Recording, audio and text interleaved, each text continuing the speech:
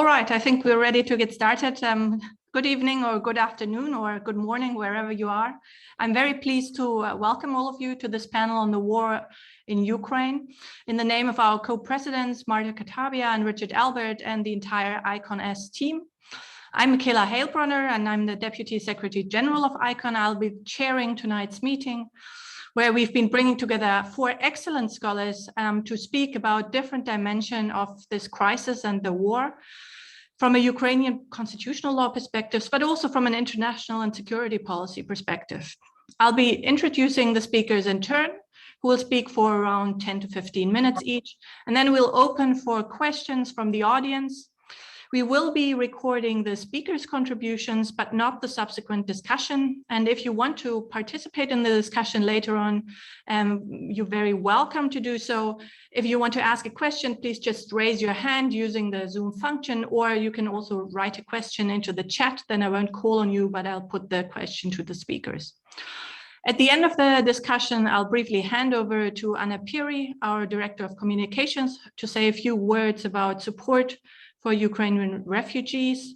And we are very grateful to our 4 speakers who are here with us today and are dedicating their time, as well as to Anna herself, her team, and of course also our new Director of Technology, Amal Sethi, who's taking care of this meeting for supporting this event. I now have the pleasure of introducing as the first speaker, Alexander Maruziak, who's working on constitutional law issues at the Center of Policy and Legal Reform at the Ukrainian Catholic University. And he'll be speaking about emergency constitutionalism in the Ukraine. He is situated in Ukraine at the moment. Alexander, we're very pleased to have you tonight, and over to you. Thank you, Michaela. Good evening, dear colleagues and guests. I'm extremely honored to be invited to the present panel discussion by International Society of Public Law. I prepared a short PowerPoint presentation on emergency constitutionalism in Ukraine. As you know, constitutional law is a normative system that is applicable mostly to relatively stable political circumstances. However, in real life, many extraordinary situations happen, and they create a real challenge to constitutional design of any nation. In a present case, I would like to state the basic issues of emergency constitutionalism in Ukraine and how the Constitution of Ukraine deals with them. Luckily for me, I'm in a safe place with my family, and that's why I'm able to participate tonight. If there be any internet troubles with connection, please forgive me. It's not my fault. Please show the first slide of the presentation. And for your information, I'm not a big fan of Lego products, but it's just fascinating how some media concepts and images have been already turned into pop culture phenomenon. What about Ukrainian constitution? It really has basic structure clauses, and some of them are in respect of extraordinary issues. For example, Article 2 and Article 73 deals with territorial integrity of Ukraine. They say that territory of Ukraine within the present border is indivisible and inviolable, and the only mechanism of altering the territory of Ukraine is all-Ukrainian referendum. All-Ukrainian referendum is a legal name for national referendum in Ukraine. I would like to point your attention also to Article 16 and 17 of Constitution in the chapter 1. Article 16 deals with Chernobyl catastrophe. It's point out that to ensure ecological safety and to maintain ecological balance on the territory of Ukraine to overcome the consequences of Chernobyl catastrophe, this is the main duty of the state. And the main duty of Ukrainian people is to protect sovereignty of Ukraine and territorial indivisibility to ensure its economic and informational security, as you can see. The defense of Ukraine and protection of its sovereignty is the duty of armed forces of Ukraine. Yeah, it's surprisingly that armed forces is also the separate subject of constitutional regulation in Ukraine.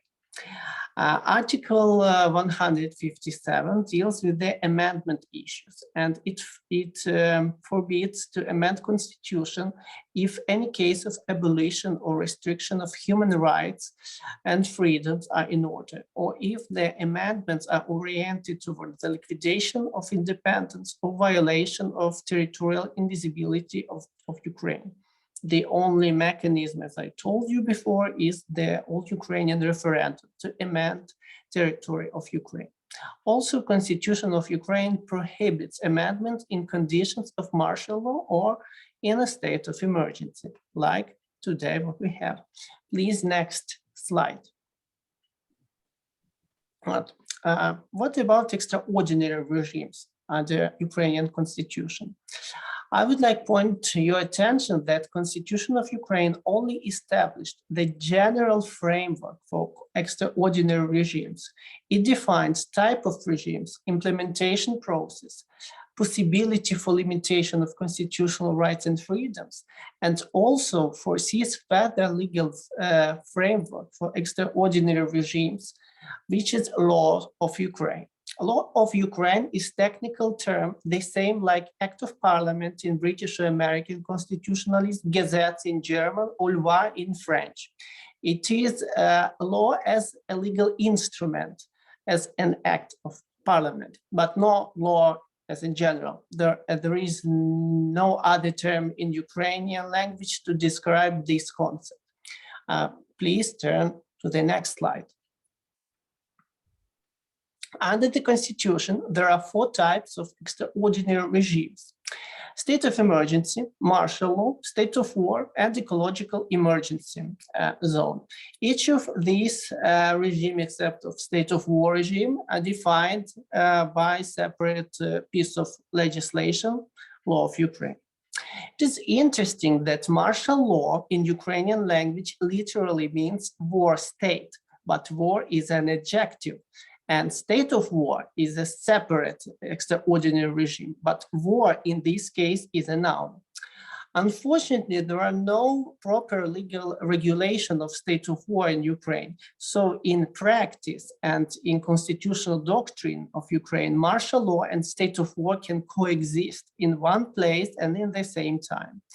And it's notable to pay attention that under the Constitution of Ukraine, only martial law and state of emergency prescribe special restrictions to human rights, not state of war or ecological emergency zone, if we interpret Constitution literally. But since ecological emergency zone is like subsection of state of emergency and state of war is kind of other martial law, that means under the Constitution that human rights and freedoms can be limited under these extraordinary regimes.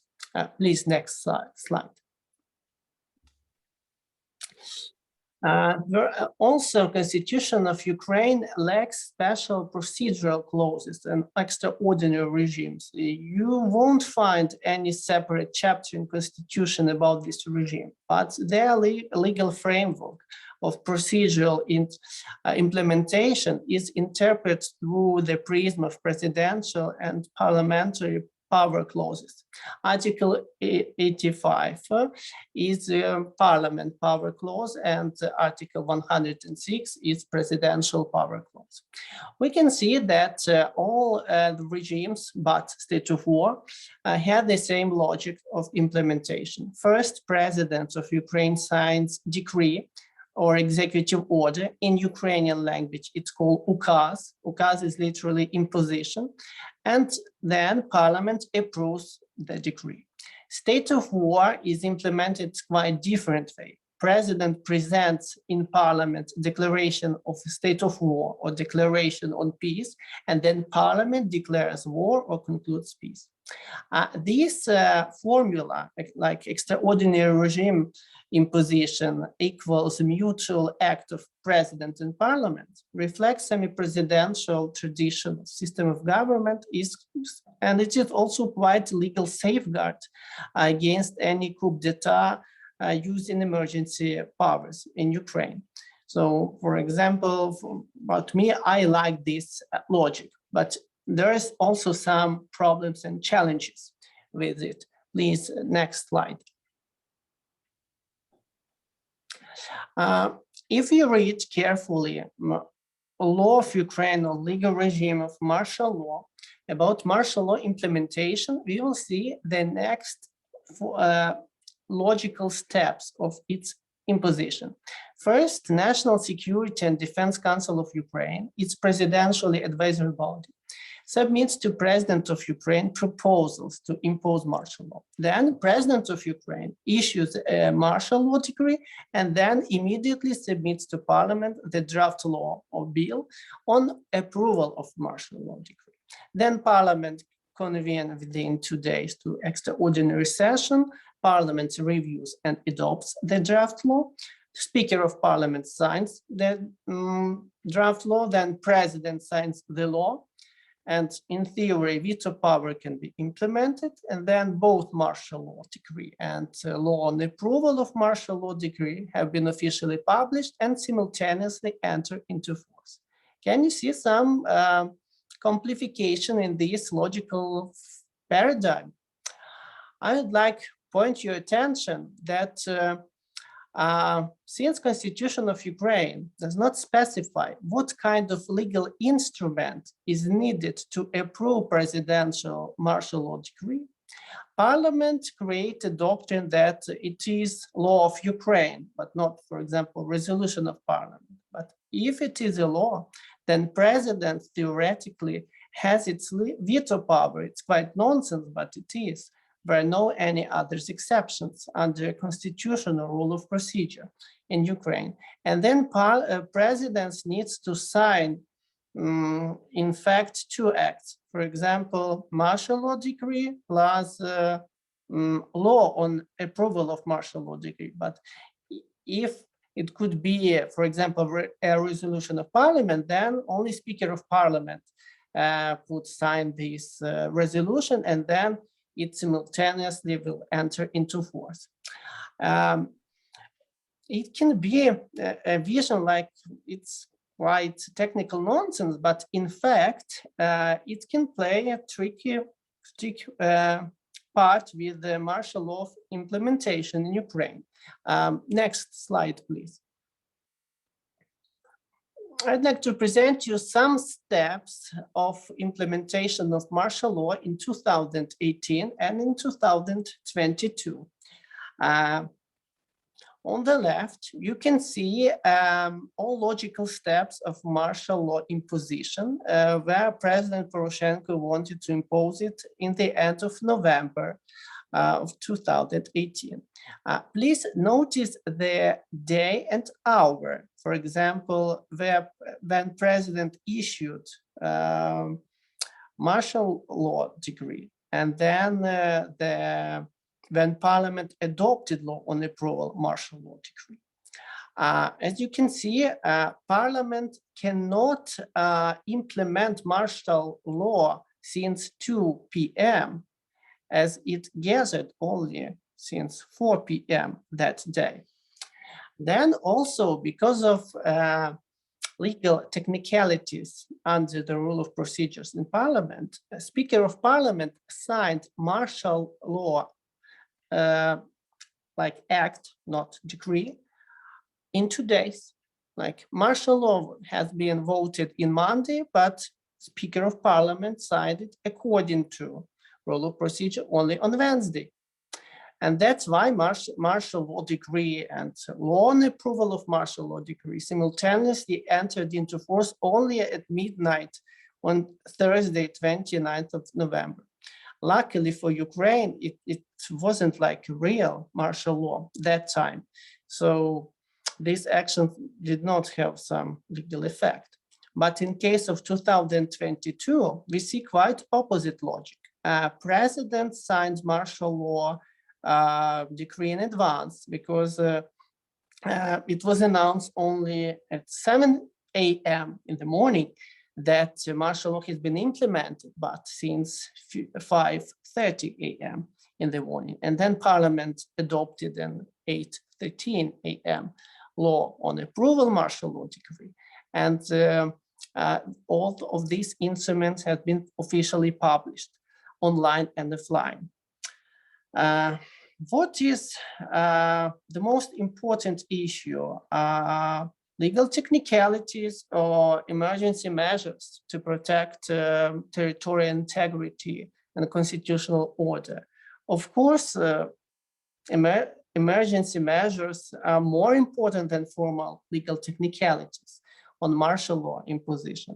But I think that Ukrainian constitutional design must be more flexible for this situation, and it should foresee some legal exceptions in lawmaking process to react properly and promptly in the case of urgent challenges toward the constitutional order, as we saw in 2022. No one objects that martial law in this year is a necessary step to react on emergency issue that happened in Ukraine. And I'd like to finish my presentation with the words of President Zelensky on Time magazine cover. Next slide, please. It's called, President told for his European colleagues that life will conquer death and light will conquer death and light will conquer darkness. In Ukrainian, життя переможе смерть, а світ темряву. And I hope that constitutionalism and the rule of law also conquer lawlessness and injustice, especially in post-Soviet area. Thank you very much for your attention. Thank you very much, Alexander. That was an impressive advocacy and speech in favor of keeping up legal rules in very challenging times. It's now my pleasure to introduce our next speaker, Lauri Malkso, who's teaching international law at the University of Tartu, and is a particular aspect on Russian perspectives on international law, as well as Russian constitutional law. I don't want to say more. Lauri, over to you. Thank you, and thank you so much for organizing this timely panel. I will speak by heart, and I will try to look at certain aspects of how Russia has related to international law in this war, and those aspects that are in turn also related to constitutionalism in Russia.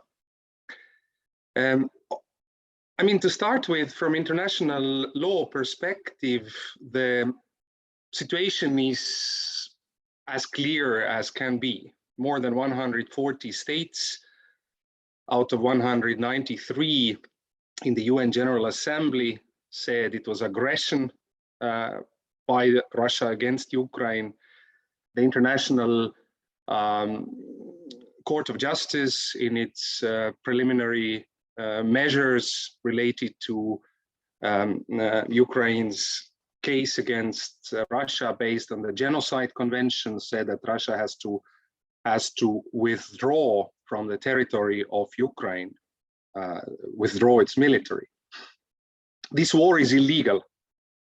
It is not covered by jus ad bellum. This is the most important thing that needs to be known, basically, about international law, and the rest follows from that, because the war itself is not legal. Probably it is also complicates things in terms of Russia's war aims, and already evidence comes in about war crimes committed. So another branch of international law is violated there, what used to be called in the past international laws of war, and nowadays we know it by international humanitarian law.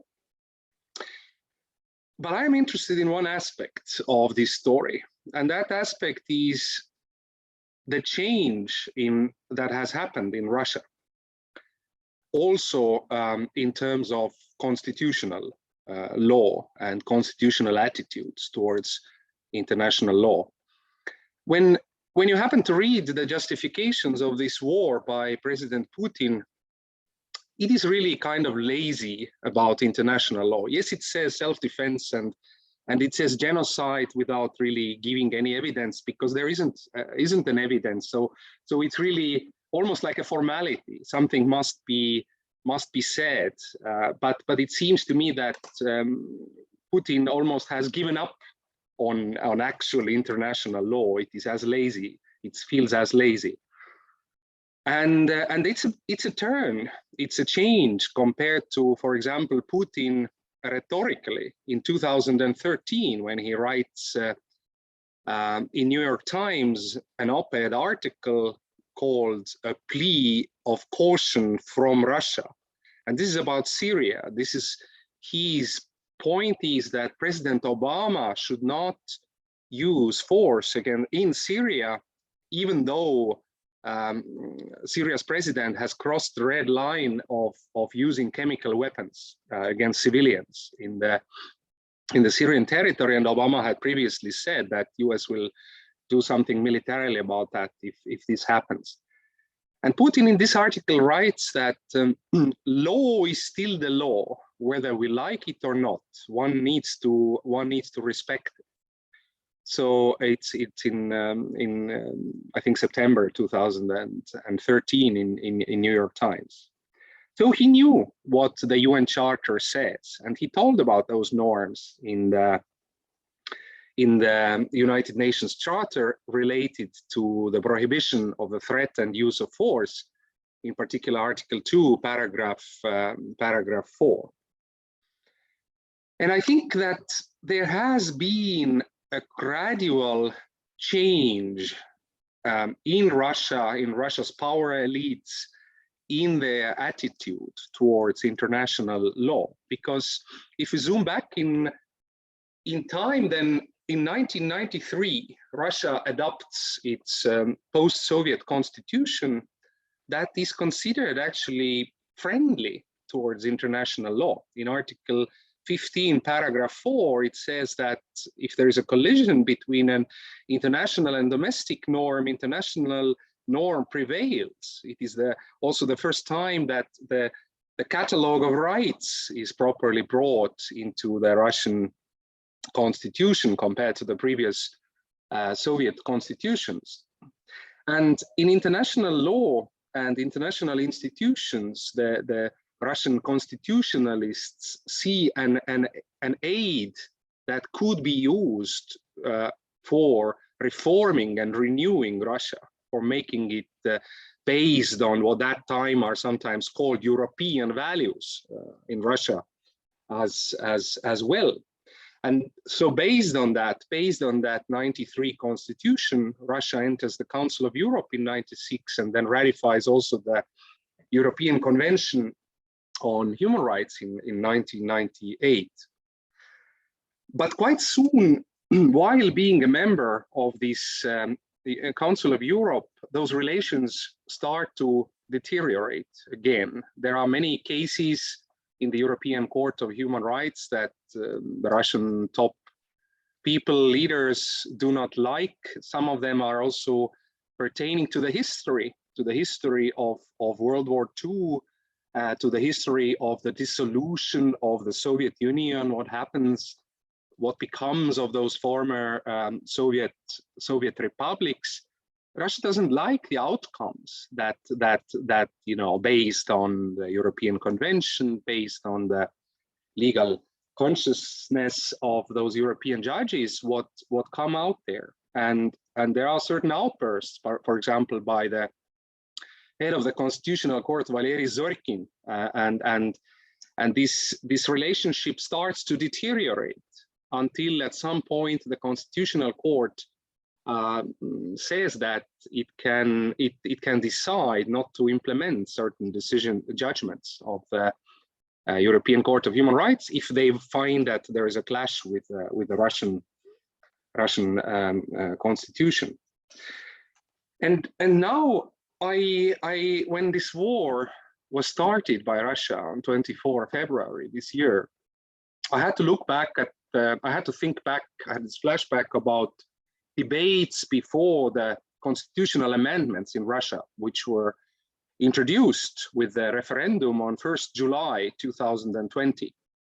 And I wrote a piece to the American Journal of International Law about those amendments. You can look the details up there.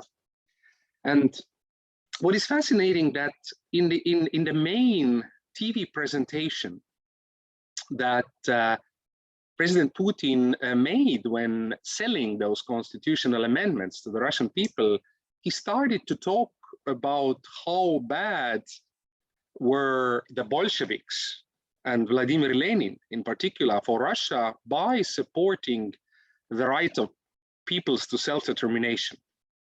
He criticized the fact that the Soviet constitutions included the right to secede from the Soviet Union.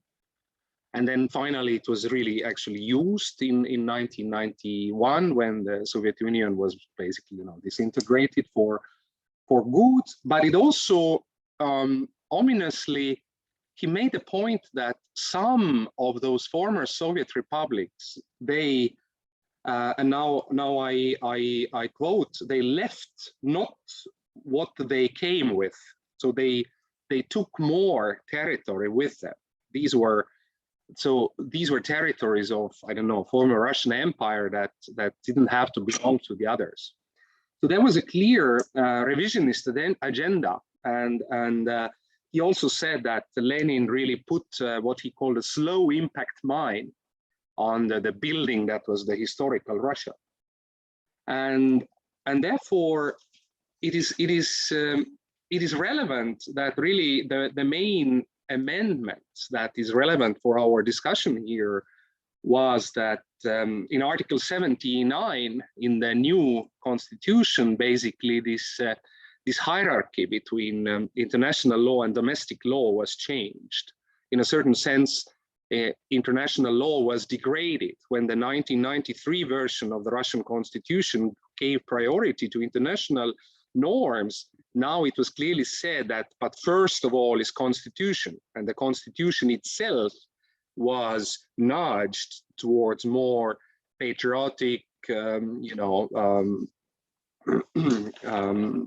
values, talking things like defense of the historical truth and so on. By the way, it's a paradoxon, because when Putin thinks about it, one of the things he always seems to mean is that one should not invoke the secret protocol of the Hitler-Stalin Pact as relevant for the outbreak of World War II.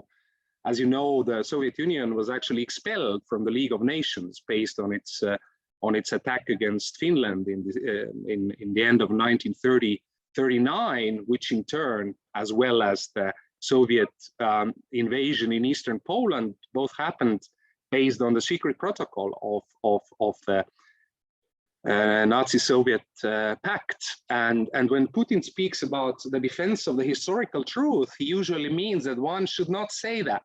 And I believe it's actually in Russia, it's probably prohibited by criminal law to make that point. So it's in a way a distorted, really historical truth in that sense. So I think that the degradation of international law in the Russian constitution in 2020 was, people asked, why does he do that? Why does he do that? Because the Constitutional Court had said it already before.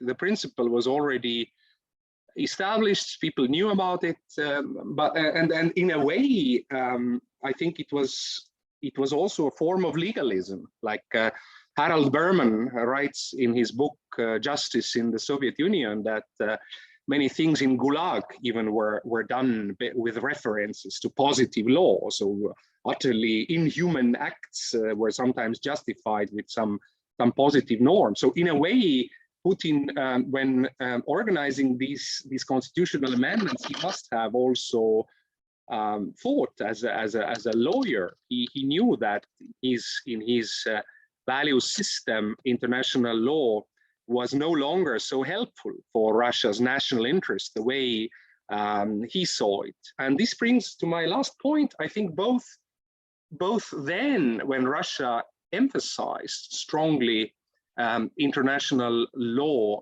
as well as now, in both cases, Russia's understanding of international law has very much been based on realism, on one's own interest. And they talked endlessly internationally, rhetorically, in constitutional settings about the importance of international law when they had the hope that these can help to defend the national interests, also the territorial possessions, because let's not forget that the Soviet Union was a big winner also territorially in Eastern Europe at the end of World War II. So defending at that time the prohibition of the threat and use of force was also defending one's own possessions, and this was important even in 1975 with the Helsinki Final Act, when the Soviet Union really wanted a recognition that borders will not be changed by force, and even was willing to accept certain role for human rights as not merely a domestic matter in exchange.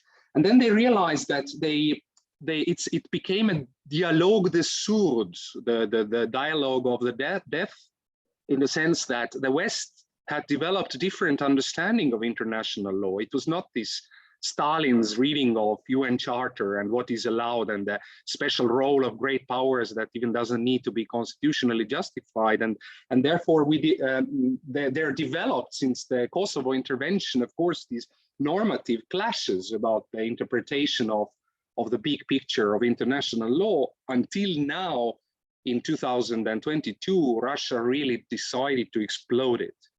And because there's no other way to call it, and I think now Mr. Lavrov, the foreign minister, has himself said in one of the interviews that it's not only about Ukraine, it's about world order. And I guess it is, in the sense that they, as I demonstrated before, they knew very well what the UN Charter says. It was not a mistake. It's an attempt to revise, a very risky attempt to revise things in the world constitutional order. Thank you. Thanks a lot, Lauri. That was a very interesting background to the Russian history. And I think just today I've been reading something about the Russian contribution to the Nuremberg trials and making sure that those things could happen. So that's, I think, important to see that part of Russian history as well. I think you've also built a good bridge to change from law and constitutional law a little bit more to politics. So I'd hand over now and introduce Professor Elstrup San Giovanni, who is teaching international relations at the University of Cambridge and is an expert generally on international organizations and security policy, in particular in Europe. And I'm very pleased we have her tonight with us. Over to you, Mette. Thank you, Michaela, and thank you so much to Lauri and Alexander for some really fascinating insights. As Michaela said, I'm not an international lawyer by any stretch, so this is going to be more in a focus on the national interests that determine whether or not international law is complied with from an IR perspective. So Michaela asked me to talk about the development of security policy in the region, including the role of NATO, about the effectiveness of the current sanctions against Russia, and about the best course of action going forward. Now, that's rather a tall order in 10-15 minutes, but let's see how far I get. I'm going to take as my entry point the April 7 issue of the New York Review of Books, which happened to arrive through my letterbox yesterday. And no, I haven't gotten today's date wrong, but somehow it always arrives a couple of weeks before it's seemingly published. But in it, Fred Kaplan reviews a recent book by Mary Saradi, a historian at Johns Hopkins, entitled Not 1 Inch. I hope to have time to say a bit more about Mary's book later, but Kaplan begins his review by suggesting that the last thing Joe Biden must have expected upon fulfilling his dream of becoming president in 2021 was that a year later he would be facing a Russian invasion of Ukraine and the largest armed conflict in Europe since World War II. Now, I don't have any unique insight into what Biden did or didn't expect in 21, but if Kaplan is right that a Russia-Ukraine war was the very last thing, then that suggests a really worrying lack of imagination in the White House, because Russia's attack on Ukraine certainly didn't come out of the blue. In many ways, this is not a new war. This is an escalation of an ongoing one. That war began in 2014 with Russia's annexation of Crimea and the subsequent Russian support for the insurgency in eastern Ukraine and the Donbas region, and matching Western support for Kiev's efforts to defeat the Donbas separatists. We could, I think, rewind the clock a bit further and say that the conflict really started 15 years ago with the Russo-Georgian War of 2008 over Georgia's secessionist regions of Abkhazia and South Ossetia, and Georgia's wish to join NATO. Back then, an alarmed NATO also threw a raft of sanctions on Moscow. And in the decade and a half that has passed since then, the security situation in the region has been steadily deteriorating. During this time, Putin has increased Russia's leverage in Belarus and Kazakhstan by supporting pro-Russian regimes there, and he has fomented actively ongoing conflicts in Armenia and Azerbaijan. Meanwhile, and I think this is important, long-standing arms control regimes like the Treaty on Conventional Forces in Europe, the Open Skies Treaty, the Intermediate Nuclear Forces Treaty have all broken down in rapid order due to a combination of Russian and US violations and withdrawals. Now, there can be little doubt that Russia's invasion of Georgia and now Ukraine amounts to a direct attack on the European security order and more broadly on international law. These invasions violate core principles of the 1975 Helsinki Act, in which European countries pledged to respect territorial sovereignty and sovereignty rights and to refrain from the threat or use of force. These principles were reaffirmed in the 1990 Charter of Paris and the 1999 Charter for European Security, both of which were duly signed by Russia. So the question is, why explode it, as Laurie put it, this notion of law Bidens? Well, some see Moscow's attempts to overthrow the European security order as a wish and attempt to reestablish some notion of a former Russian empire, which was lost with the breakup of the USSR. And others see it much more narrowly as an attempt to create a buffer towards an expanding NATO. And that brings me to the role of NATO. When talking about NATO, I think a lot of commentary today engages with the narrative that the conflict is really triggered by aggressive NATO expansion. A talk by American IR scholar John Mersheimer, which he gave 6 years ago at Chicago, in which he explains why the Ukraine war of 2014 was really the US's fault, reached 22 million hits, I think, on YouTube this week. And in that talk, which gets a lot of traction, Mersheimer observes that since 91, NATO has absorbed 11 East European countries and 3 former subject republics, leaving Russia feeling increasingly encircled. So since Russian warnings against further NATO expansion seem to have fallen on deaf ears, Russia now seeks to halt such enlargement by force, is the argument here. Now, there is, I think, something to agree with in Mersheimer's analysis. Undoubtedly, some mistakes were made in the manner and the speed with which NATO enlarged eastwards. But the idea that Russia's war against Ukraine is a logical reaction to those mistakes is, I think, much too simplistic. NATO's expansion has not amounted to a string of broken promises, as Putin claims.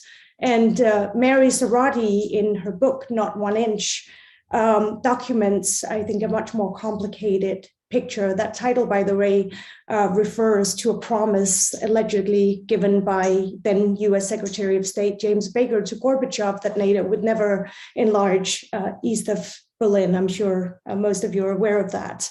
But the fact is that Russia did largely consent to NATO's enlargement to Poland, the Czech Republic, and Hungary in '99 and later into the Baltics. Where things began to become problematic was in 2008 with the Bucharest summit, when NATO issued a statement that Georgia and Ukraine would one day become part of NATO. That promise, however vague, was a clear provocation to Moscow, and one that led to considerable insecurity and uncertainty in the region. Likewise, I think that the bilateral partnerships for peace with individual countries like Azerbaijan, Belarus, Georgia, Kazakhstan, and many more have over time served to blur the line of NATO's eastward engagement.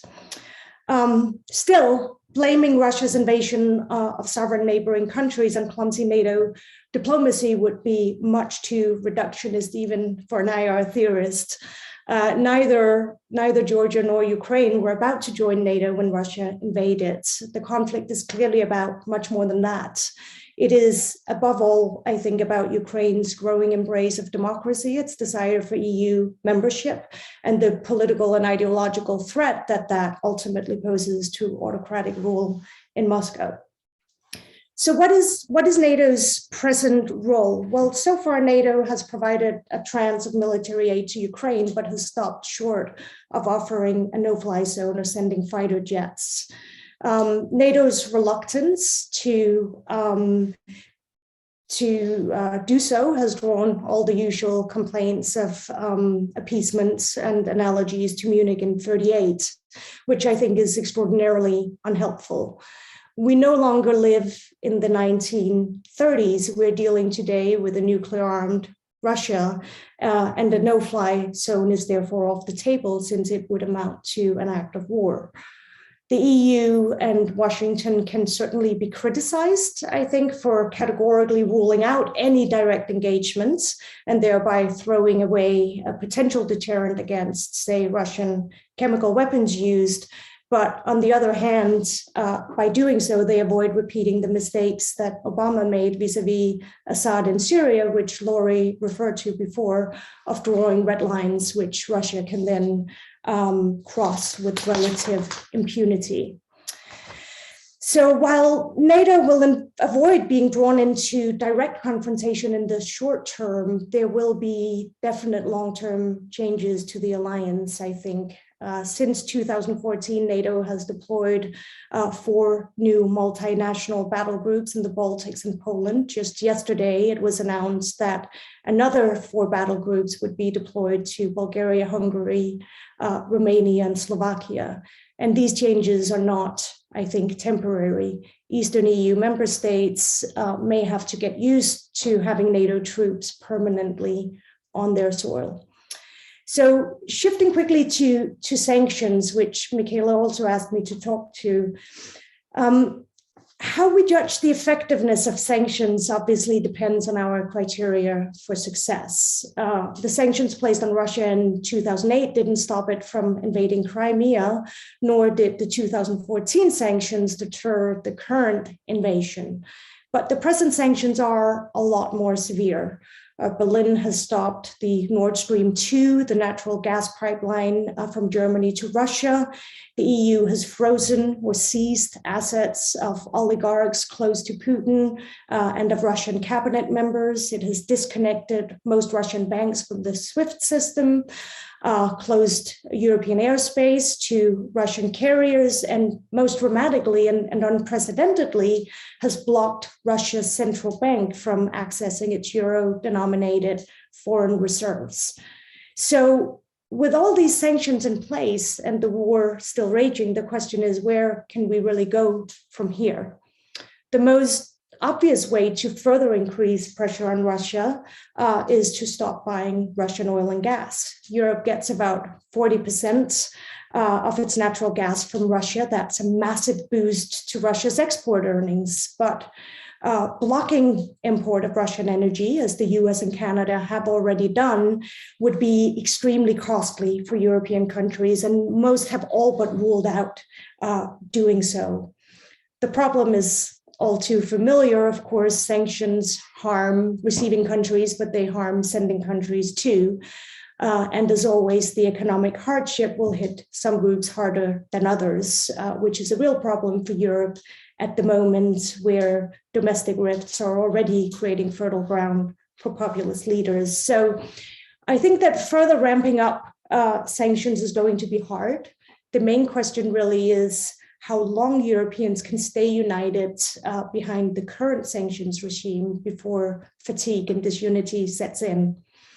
Another question, of course, is how well Russia can cope with the economic pressure that is being put on it. Some argue that Syria has shown Putin that autocrats can hold on more or less indefinitely against sanctions that strangle their economies and impoverish the people. Of course, Assad has remained in power largely thanks to generous support from Russia. And so much will depend here on whether China likewise decides to keep Russia's economy afloat. So very quickly to round us off, what are the best routes from here? I wish I knew. The main task, I think, is for Europe and the United States to stay united. Putin has been very good in the past at dividing European allies, and he cannot be allowed to succeed in doing that this time. So far, Western unity has been strong, but what happens after Kiev falls and Zelensky is possibly forced out? There's a real worry, I think, especially in the US, that at that point, some countries, France perhaps, may decide to engage in renewed diplomacy with Russia. A second worry, of course, is the very large refugee flows into Europe, which may exacerbate tensions caused by the EU's divided and controversial refugee policy. So far, we've had some 4 million people flee Ukraine. That number is almost certainly going to continue increasing, and that will challenge European unity. So how may this war end? Well, barring total defeat and unconditional surrender, wars can only be ended through diplomatic negotiations. And so the question is what kind of compromise Ukraine and Russia can both accept. The minimum Russian requirement would seem to be Ukrainian neutrality, thus ruling out NATO membership. We can get into NATO's open door policy and all that from a legal perspective. Politically, I think that would be what's needed.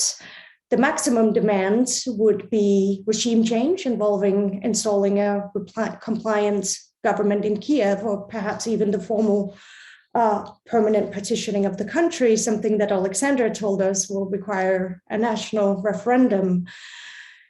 If Ukraine succeeds in drawing out the war much further, which it may do with Western help, then Russia may have to accept some kind of ceasefire leading to an unofficial division of Ukraine. Ukraine may then become another frozen conflict on Russia's borders and thereby serve as a kind of buffer towards NATO.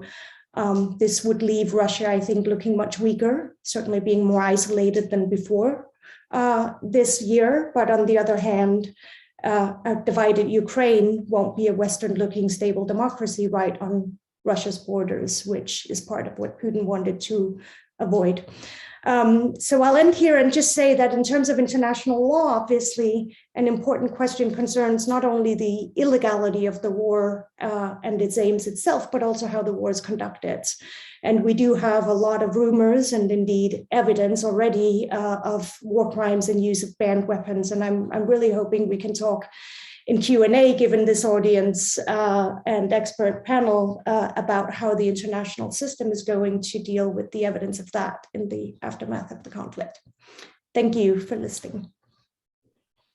Thank you very much, Mette. That was very interesting. I think, albeit also quite depressing.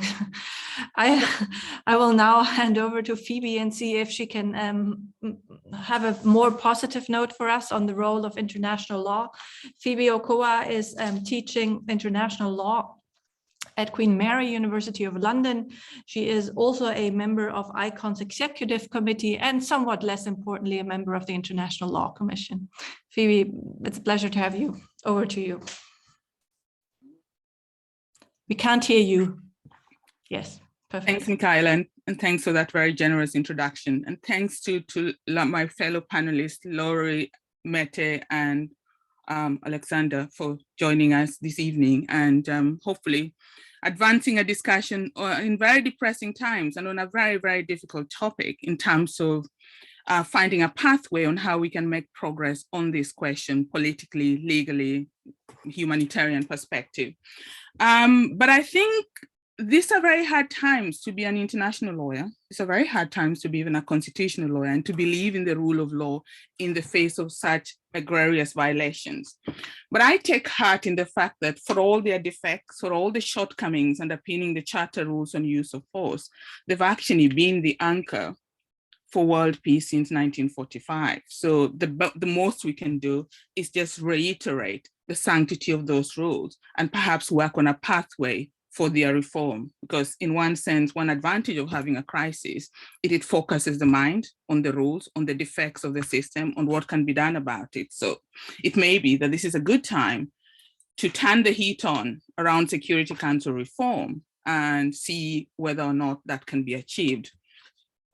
I think Laurie had a very good preface on what the question of international law, that in terms of the normative regime and the legality of this war, it's as clear as daylight.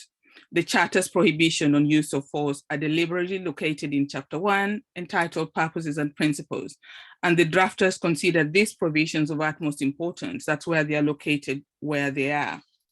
I think it's also interesting, and you know, virtually every state today has ratified the Charter of the United Nations. So those rules are binding on all states, on all the 193 members who voted on the 2 resolutions that have considered the question on Ukraine. So in one sense, it is reassuring that none of those states have doubted the normative regime governing use of force. And Michaela asked me to talk about the Security Council resolutions. Actually, initially you asked me to talk about the African votes in relation to the resolution on 3rd March, which was titled Aggression in Ukraine. There has since been a second resolution which dealt with humanitarian questions and protection of civilians, where again, the pattern of the vote was almost uniform. 140 states in favor of the resolution, 38 states abstaining. I think 12 didn't vote at all. But in all those instances, there was a disproportionate number of African states. But what is reassuring is in those votes, none of those states argued either that the Charter rules on use of force were somehow not binding, or that Russia's arguments about the legality of the war were somewhat valid.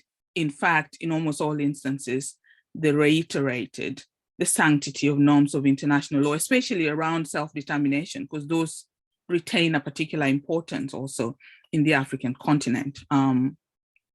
The argument that which Kenya's permanent representative made, that African states themselves were created following the dissolution of empire, and those borders themselves are very malleable there, but they've worked together to create a sense of nationhood from a very fractured existence. So the uti possidetis rule has been very central to AU identity, the sanctity of inherited borders, and it is reassuring that even those who voted in favor of Russia or didn't vote at all or who abstained, actually only one state, Eritrea, voted against the resolution, and on that view, maybe affirmatively in support of Russia.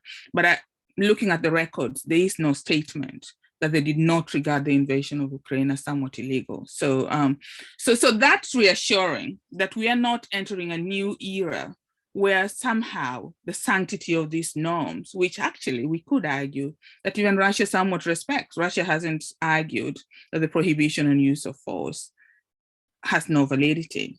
It has tried to bring itself within those exceptions. Okay, questionable. I think we shouldn't spend too much time justifying Putin's justification, Ukraine having no concept of statehood. But there has been no deliberate attempt to say the Charter of the United Nations lacks validity. So how then do we explain? And so I just want to, in the context, against the backdrop of very clear rules binding on all UN members, 193 of them, which none of them have renounced or have tried to explain, how do we explain the African vote? Was it a rejection of charter norms, or is there some other reason? And as you can imagine, there's not always an explanation. Some didn't vote at all, and some abstained. I think 8 didn't vote. Now, of those who gave an explanation as to why they were supporting Russia, I mean, much of this seems to be domestic considerations of foreign policy, or sometimes in the case of Eritrea, I think Eritrea has always been an outlier, considered a pariah state, and has relied on Russia's support. So in that sense, I think it felt it stood to lose nothing. This was a moment to perhaps have a long-standing support of a permanent member of the Security Council, especially when you think you'd need it. Ironically, Eritrea's traditional enemy, which is Ethiopia, with whom they've had a long war, also abstained in this case. Eritrea voted against, Ethiopia abstained. And Ethiopia, on the other hand, has long historic ties with Russia, dating back to the 1800s. And so it seems Eritrea, in its explanation, genuinely believed that Ukraine presented security threats to Russia. One other possible explanation, again, is Eritrea is, of course, in the middle of a conflict in the Tigrayan region, a conflict which Russia has made public statements and lent its support that this is an internal matter from Ethiopia, and Ethiopia should not be the object of sanctions. So I guess the vote was not so much an explanation or a justification of Russia's invasion, but rather more protective in kind, looking with an eye to the future, should it need Russia's support in the event that sanctions are to be imposed on it in connection with the Tigrayan region.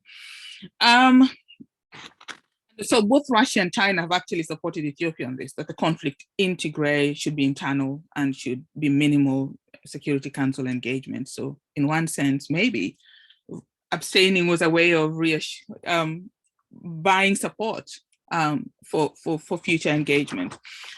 Then so that's the first category where you could argue that they had, military ties, socio-political interests.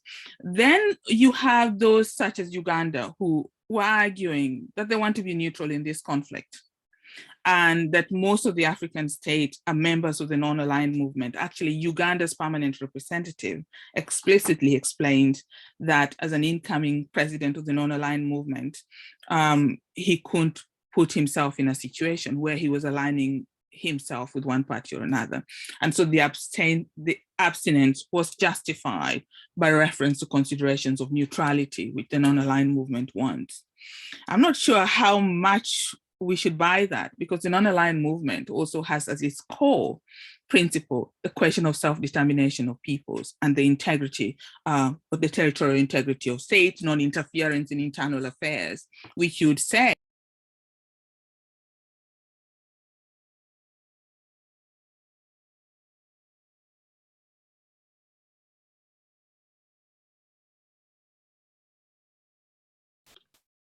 Phoebe, I'm sorry to interrupt. I can't hear you anymore. Oh, I think I accidentally. Now you're back. Thank you. Okay. So there is that explanation that in some sense, voting in this very protracted conflict would be in tension with the objectives of the non-aligned movement and the perceived neutrality where they want. Again, every African state is a member of the non-aligned movement. I think the only two exceptions are Sudan and the self-governing region of Western Sahara. So that was Uganda's explanation. The others argued, and South Africa has been quite vocal in also abstaining, surprisingly so, both in relation to the aggression resolution, but also in relation to the humanitarian resolution, which you'd say the facts are so stark. How can you possibly not support this resolution? But their argument is that supporting either of the parties or supporting either of the resolutions would make it difficult to push for mediation or dialogue, that in a sense it was too binary and too polarizing. And so they had issues with the drafting and the language of the resolution, and that the resolution would make it difficult to create a meaningful framework for dialogue. Again, Zimbabwe gives the same reason, questions of neutrality, that the binary nature of the resolution made it difficult or complicated it, and would perhaps act as a barrier to a negotiated dialogue. I think Zimbabwe also has had a long history of being at the receiving end of sanctions, which they believed were harmful. And so in some sense, this is part of their own hostility to a regime which they felt they'd done very badly under. So again, but their citation, the official citation, was essentially that they would want dialogue as the only pathway to a durable solution. Those voting in favor, of course, Kenya, and in a sense, the majority of those voting in favor argued essentially that the invasion was clearly contrary to international law, harmed long-standing commitments, even within the African Union's Charter, of the Uti-Potidesi rule and the sanctity of inherited frontiers. And although they were non-aligned members, they felt that the sanctity of self-determination of peoples had to be protected at all costs. Not all of them gave reasons. I think Kenya was particularly vocal in the context of these resolutions in reaffirming that. But it is interesting, none of them contradict the Charter rules on use of force, the questions of the sanctity of self-determinations and the rights of Ukraine to statehood, and the fact that the Ukrainian people are peoples. But again, in the nature of General Assembly resolutions, they are not highly reasoned or in terms of dialogue, but that's quite clear. If they doubted the rules, they would have stated it. So I think in a way, that's the context. I don't know what to make of it, but it seems to me that most of these states were just voting in line with their foreign policy or domestic policy objectives, rather than a sense of a critique or a dissatisfaction with the existing body of international law rules, as it were. They're political, making political statements. So the other thing that came to my mind, and this is a ragbag of ideas of where does international law go from here, was a question of reform. That if in fact this is a moment of crisis and the crisis centers around where does the Security Council go from here, can we continue with this stalemate or not? And so reform has always been on the agenda of the Security Council. One of my good friends who works for the for one of the permanent missions tells me it's a permanent item on the agenda. Questions of expansion, questions of making it more legitimate, questions of making it more representative. Who do we add? Do we get India? Do we get Brazil? Do we get Pakistan?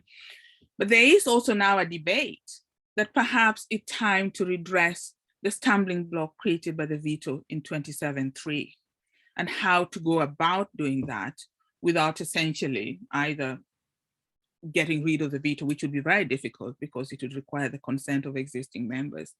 So one of the suggestions that has been that the General Assembly should perhaps be given a power, a supermajority of the General Assembly, to override a veto in particular instances. So the veto remains, but the matter goes back, and that may be possible through an amendment of the Charter without essentially getting the permanent members to create a stumbling block to questions of reform.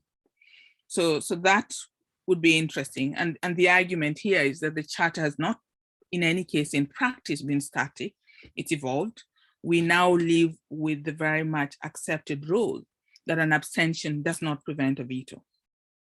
Even in relation to Chapter 7 matters, and the International Court has confirmed that very clearly, that a voluntary abstention by a permanent member does not constitute a veto. So this is what happened in relation to the invasion of Iraq's invasion of Kuwait, Operation Desert Storm was possible because the Chinese abstention enabled this to happen. So one argument is, if there's enough majority, and this is a moment to galvanize the international community to push for this reform. And that seems perhaps a pathway to push back the General Assembly, a supermajority probably based on population or based on regional representation, but the figures can be worked out. The other thing, and again, as I said, this is sort of a ragbag of ideas of what can we retrieve from international law in this moment of crisis, is the International Court, of course, issued its order, which was the case brought by Ukraine on the basis of the Genocide Convention. And the provisional measures orders was quite clear that Russia should halt its military operation and withdraw its troops from Ukraine, because there was no credible basis for this intervention on the basis of the provisions of the Genocide Convention. Now, I did wonder, under Article 94 of the Charter of the United Nations, a member state of the United Nations who has had a favor or a judgment in their favor of the International Court can ask the Security Council to implement that judgment and decide on what measures would be necessary to implement it. For a long time, international lawyers had argued that provisional measures orders were perhaps not legally binding because they are interim orders before the court has taken a definitive answer, or has given a definitive answer on the question of jurisdiction. But since 2001, the court has taken the view that its orders at the provisional measure stage are binding on states and states should comply with them. So Ukraine hasn't made an application, and it would be interesting whether this in itself could provide the Security Council with yet more ammunition in deciding what collective measures can be enforced, either by way of a Security Council resolution, but under the guise of implementing that court order on the basis of Article 94 of the Charter of the United Nations. The one last question of my ragbag of things that I was thinking about again now relates, I think someone mentioned in relation to humanitarian law, because of course, at some point, and I'm sure soon, there will be a reckoning about the appalling humanitarian crisis. There will be a Nuremberg moment, and there will be questions about accountability and how we go about achieving this. But one of the questions that has been raised is Ukraine justifiably took the decision that all male members, or between the ages of 18 and 60, would be essentially collectively drafted to defend the country. And that raises the question whether this would complicate prosecution for war crimes, because civilians enjoy civilian status and protection as long as they retain that status. The principle of distinction between combatants and civilians operates as long as civilians don't take part in hostilities. And there is an argument that where you have a large section of the population directly taking part in hostilities, do they lose their civilian status? And what are the implications of that for war crimes trials? But I think maybe I should stop. Those are my sort of tentative thoughts of ragbag of ideas of what we can retrieve from international law in these challenging times. Thank you, Phoebe. That had some encouraging strands. So I'm hoping, thanks to all of you for your contributions. I've really been enjoying listening, even though it's also a sad thing to be listening to, of course. I would now take questions from the audience. For those of you, we will stop the recording now. And for those of you who'd like to ask